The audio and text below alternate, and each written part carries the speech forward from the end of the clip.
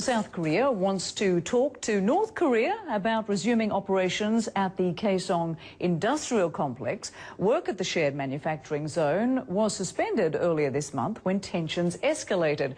A spokesman for South Korea's unification ministry says the offer is good for 24 hours.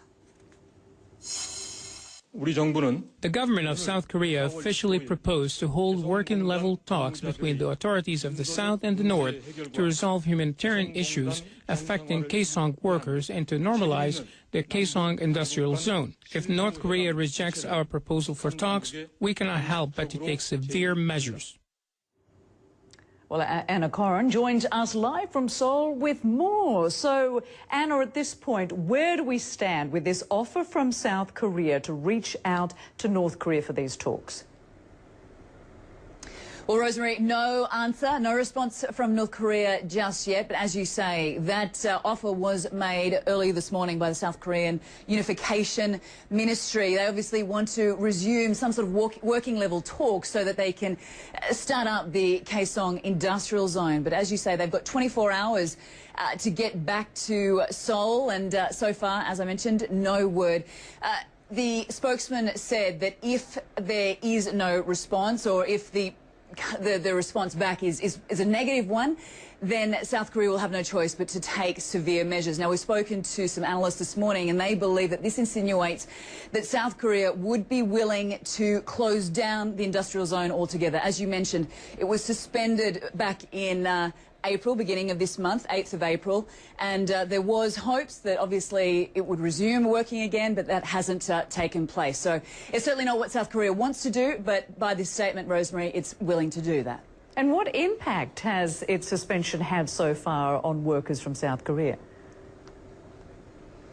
Well, look, there are about 123 South Korean companies that operate the Kaesong industrial zone and employs 53,000 North Korean workers, providing, you know, hundreds of millions of dollars for the North Korean economy. I mean, this is hard currency in what is pretty much a cash-strapped economy. But as far as hurting South Korea, it really won't make much of a dent. You know, South Korea is an economic powerhouse. It's the 15th largest economy in the world. So it's not going to necessarily hurt South Korea. It will hurt North Korea because it does rely on those jobs. It does rely on that currency. But at the same time, Rosemary, it's important to note that North Korea is also diversifying its businesses. It's really picked up its trade with China. That is really now its lifeline.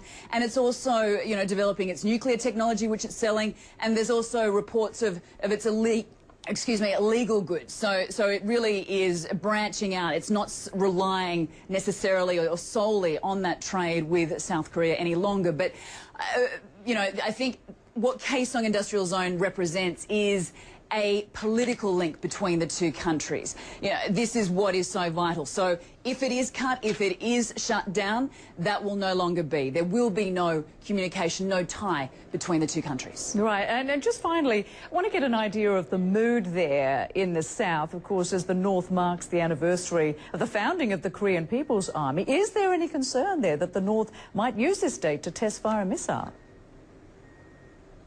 Well, just to give you an idea as to the headlines in South Korea today, people are interested in Psy, the South Korean pop sensation, his US tour, and also local elections that were held here yesterday. So that's the big news in South Korea. It's not to be dismissive of what is going, you know, on to the north of South Korea, but, you know, the government takes it very seriously. The military is taking it very seriously. Obviously, those joint military operations between the US and South Korea are still going on. They wrap up at the end of the month. And according to US intelligence, those 2 missile launches that are positioned on the east coast of North Korea, they are still there. They are still fueled up. They are still ready to go. But, Rosemary, we certainly get a feeling that this is much more about Kim Jong-un, North Korea's leader, posturing to his own people, showing that he is in control than anything else.